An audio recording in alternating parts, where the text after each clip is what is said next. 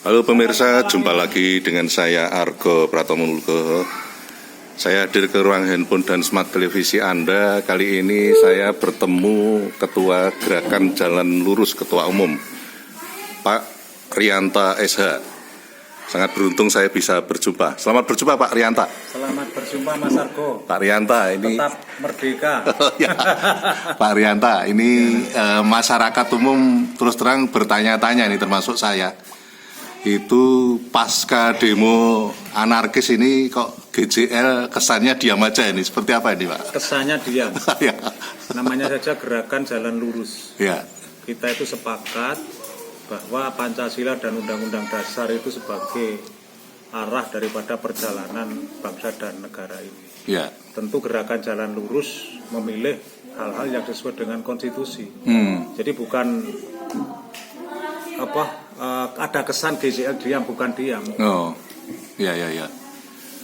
Tapi kedepannya nanti akan seperti apa ini GJL ini mensikapi situasi nasional yang seperti sekarang ini?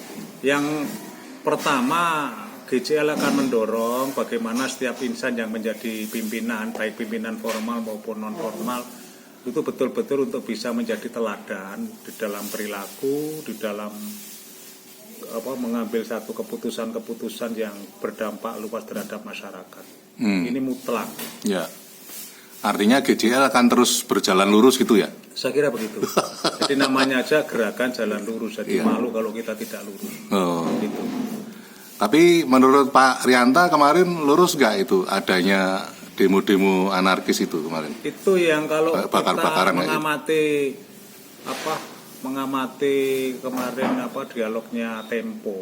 Ya. Bagaimana ada keterlibatan dari oknum BAES, oknum militer.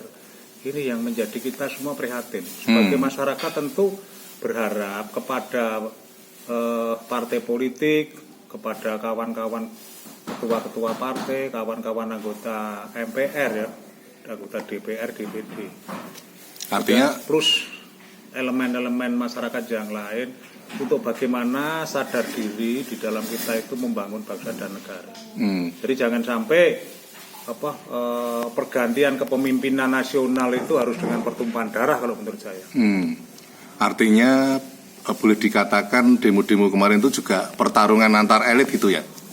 Saya kira untuk ukuran saya sebagai warga Pati, ya. Jadi kalau saya melihat jumlah massa yang mengikuti aksi-aksi unjuk rasa itu tidak akan lebih banyak daripada demo di Pati. Kenyataan demo di Pati itu aman, tentrem, ayem, tidak ada kegiatan-kegiatan yang anarkis, bakar-bakar apapun nggak ada, termasuk bakar kemenyan itu nggak ada. Itu. Loh, yang di Pati itu kemarin terakhir yang menuntut Bupati mundur itu?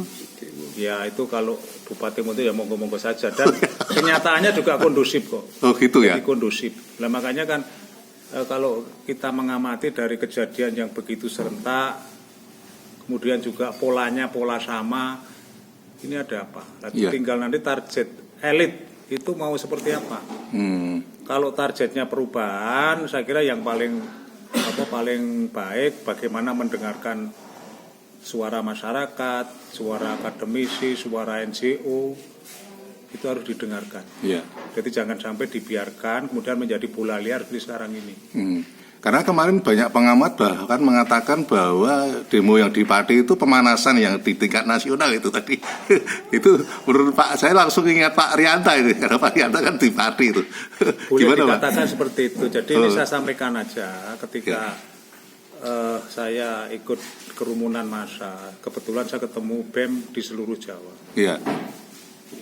Ya apa salahnya kalau memang berangkat dari Pati, berangkat dari Gunung Kendeng, bagaimana untuk mendorong law enforcement yang baik. Kalau orang Jawa kan mengatakan Ratu Adil. Dan bagaimana Ratu Adil itu bisa muncul dari bumi Kendeng.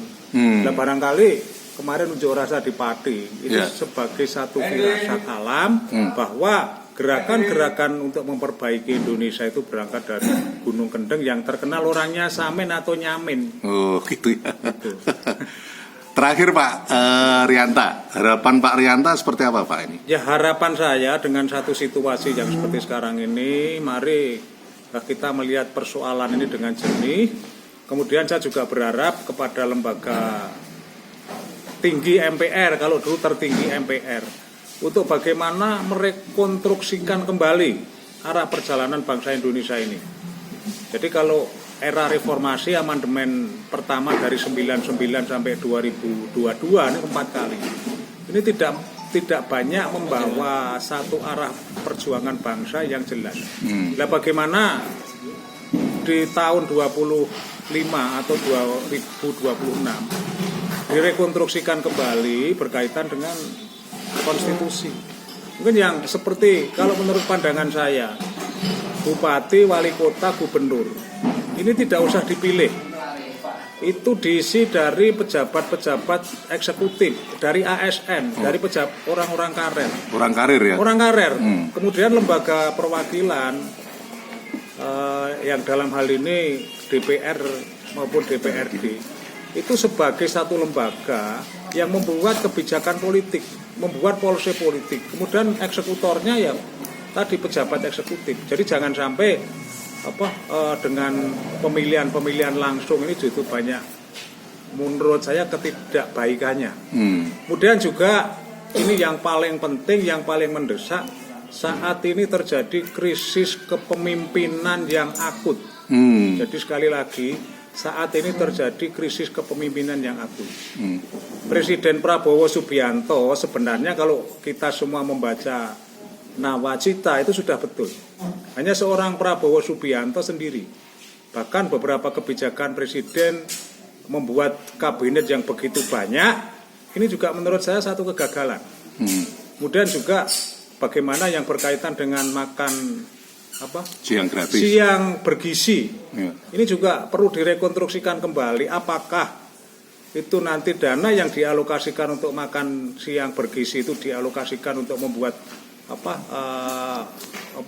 membuat sekolah-sekolah yang mempunyai kualifikasi bagus atau membuat dokter-dokter spesialis. Jadi namanya visi politik nggak usah dipenuhi, kan itu cita-cita politik, gagasan-gagasan politik. Jadi satu misal saya mencalonkan diri sebagai kepala desa, saya punya satu gagasan, punya satu ide, saya tawarkan kepada masyarakat sebelum pemilihan. Lah gagasan atau ide saya kan tidak harus direalisasikan ketika pertimbangan mungkin dari sisi anggaran nggak cukup. Ya. Seperti juga yang berkaitan dengan makan siang bergizi. Kalau memang kenyataannya negara tidak bisa, kemudian juga kalau saya melihat dampaknya juga kurang begitu bagus, ini mohon untuk direkonstruksikan kembali. Ya. Oke, terima kasih Pak Rianta. Lain kali saya akan menjumpai Anda lagi. Terima kasih Pak. Nah pemirsa, akhirnya saya Argo Pratomo Nugroho undur diri dari ruang handphone dan smart televisi Anda. Argo Pratomo Nugroho terus memberitakan, Anda yang membijaksanakan. Sampai jumpa.